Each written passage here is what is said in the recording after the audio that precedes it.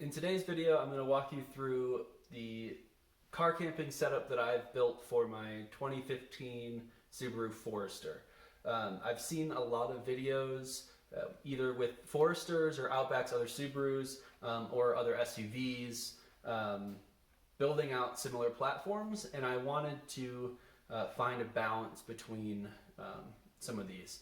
So in most cases, people describe their setups, even some of the really nice ones, and I'll link a few in the comments that I found really helpful and that kind of inspired this build. But most of the time, people have this kind of setup describe them as semi-permanent, so they could be removed, but you wouldn't really ever want to, right? I wanted to be able to remove it, or at least get access to my rear row of seats. So it needed to break down into some smaller pieces. I don't have a garage. This space that I'm in right now isn't mine. So it needed to be able to store in just the trunk section of this car. But I needed to be able to sleep on it, and I'm 6 feet tall, so it needed to be a pretty sizable platform. I think I found a balance of good storage, a sleeping space, and really functional uses as a camp kitchen as well. So stay tuned. I'm going to tear all this stuff out and show you what the individual parts are that make up this platform, how I can stow it, and how I plan to use it as a camping setup. This is the most basic component of the build. I started with two 3-foot by 4-foot sections of 1/2-inch plywood and traced the stock, I think it's aluminum panel that Subaru puts in the back of the Forester, and I traced the two half sections. So this section opens up so I can still access the storage underneath here. So I have my, some jumper cables, a shovel, oil, bungee cords, all that kind of stuff. I did not take out the stock storage kind of setup that they have with the styrofoam, because that's what's holding this base platform up. So this was 2 pieces, and then I built this frame that holds up the back half of the sleeping platform and houses a drawer. The reason that this bed platform piece obviously is not 6 feet long, the reason it's only half is so that the front half can actually fit back here and be stored. Because as I mentioned actually in my first video with the no-build build, I don't have any place really to store a bunch of these pieces. I don't have a garage. This space that I'm in is not mine. So I needed some way to, if I need my rear row of seats, to be able to store the entire setup and ideally still be able to use the storage. So that's what I'm going to show you next.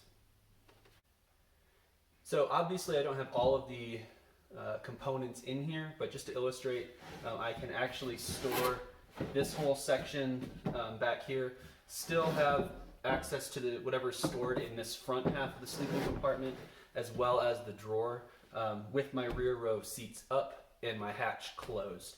And I can still access the tie-down points, and I can throw a tie-down strap over top to keep everything good and secure in here since nothing is bolted down. So here you can see the skeleton, basically the 2 most basic pieces, I guess, of this build. I have the rear section that I already talked about, and then the piece that I was showing stored in its actual position up with the passenger side rear seat down. So I've got this worked out so that it's just about level. There's a slight little difference. Foresters are not a level platform here, but the way that this all gets secured together utilizes these 4 holes. So I have 2 holes here and 2 holes here in the support that goes through the top piece of the sleeping platform. This section here already has, you can see there are 2 bolts here. That piece I don't really plan on taking off. And then I have 1 section that basically ties the rear and the front together utilizing these little pieces. You can see they've got some teeth that go in and a 1/4-inch bolt. So the bolt goes through the top of the sleeping platform through the plywood and secures to this nut on the back. These work pretty well. These four right here have worked real well for me. I will say that using pine in the front, it's a real soft wood. I had some issues with the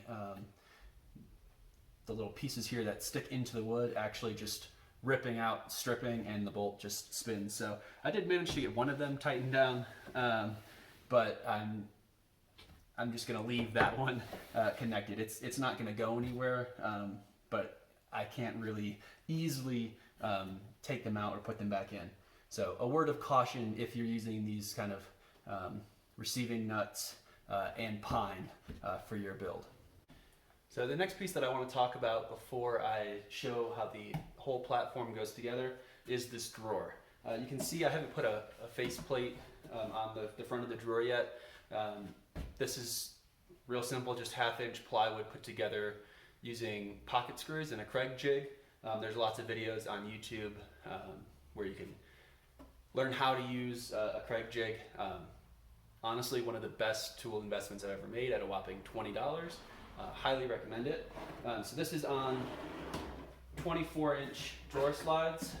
So I get a good extension here, a lot of usable space that I'll show once the whole platform is together. These drawer slides are only rated at 100 pounds, but for a camp stove and some food prep, that's more than enough. And I've got a good deal of storage in here for kitchen items. If I had a small sleeping pad, I can store it in there, all sorts of different things that I can store in this drawer.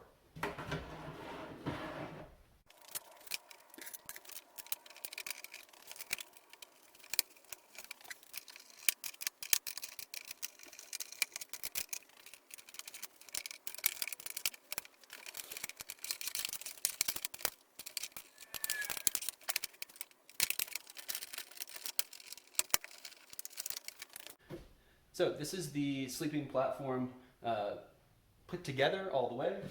So as I mentioned, there are 4 bolts that go into this rear section of the actual platform, the top piece.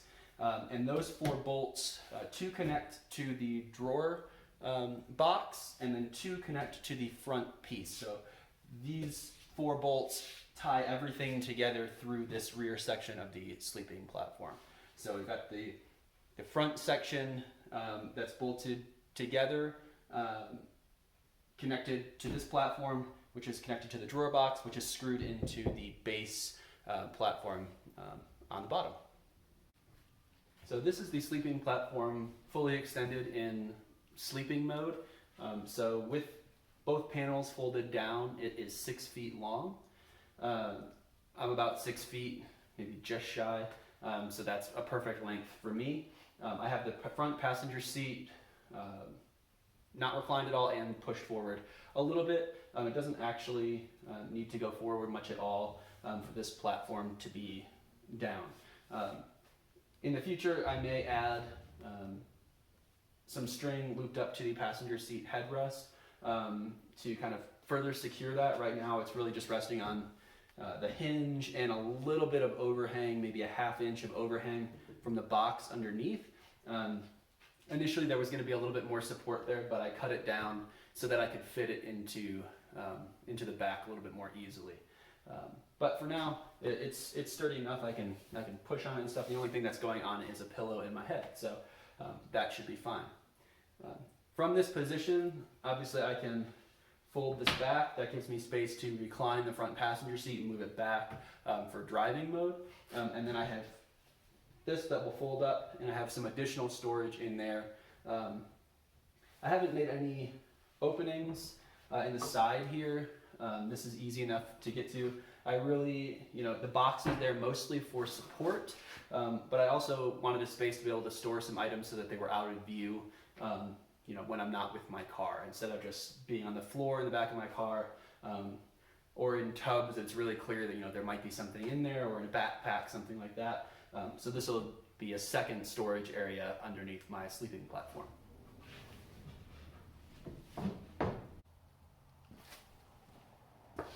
So the last thing that I wanted to show, this is the sleeping platform now with the front passenger seat pushed as far back as I typically have it, but not reclined at all.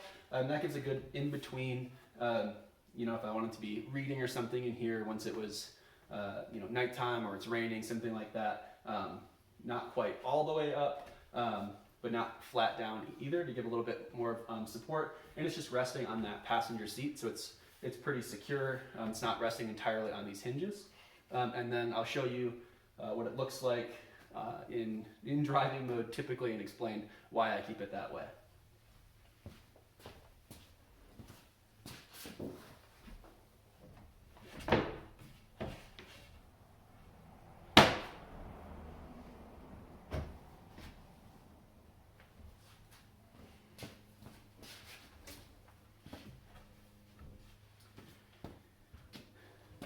So this is with the passenger seat in its typical configuration, as far back and as reclined as it normally is, pretty much matching my driver's seat.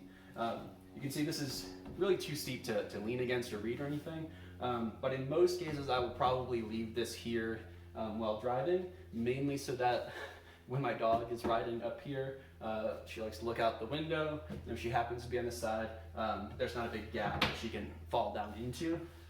It'll kind of stop her from coming forward, you know, should I need to stop suddenly or something like that. Hopefully it doesn't happen, but it's just a kind of happy accident with how this all fits together. The final piece of this build that I want to show actually isn't installed, and as you might be able to guess, this is a table for cooking with the hatch open, food prep, you know, eating off of if you have the right size camp chair, I suppose. And the reason this is not installed, obviously, is it goes outside beyond the rear bumper of the car, but stays underneath this hatch area. And I do that using the drawer. So on the bottom side of this table, there are two pieces to kind of give some rigidity, and then the drawer fits right in between these supports.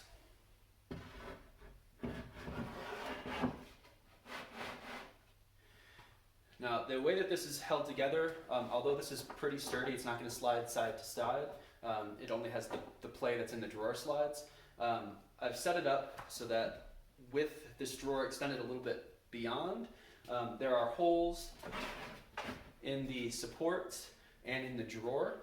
And then I used just the same 1/4-inch bolts that are holding the platform down. And when those holes are lined up, I can slide this bolt in.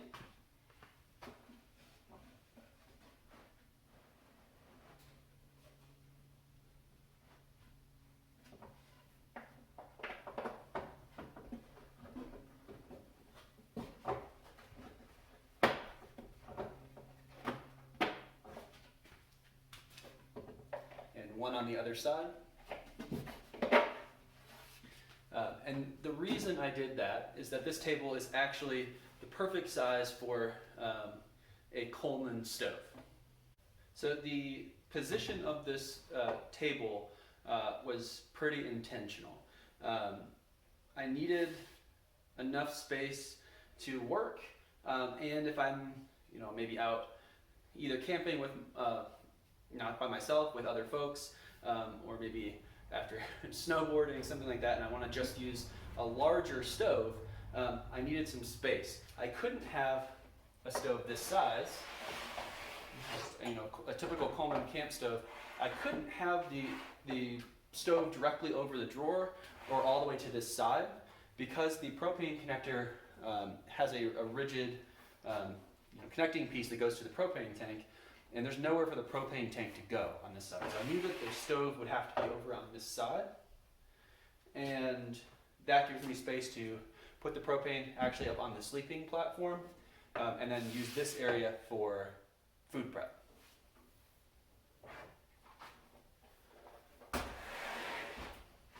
I also set the drawer back a bit. It's not flush with the front of the drawer, so that I have some storage space and I can keep, you know, food items, utensils, cups, paper towel, whatever I might want to access at the front of the drawer here while I'm using this as a cook space or eating or what have you.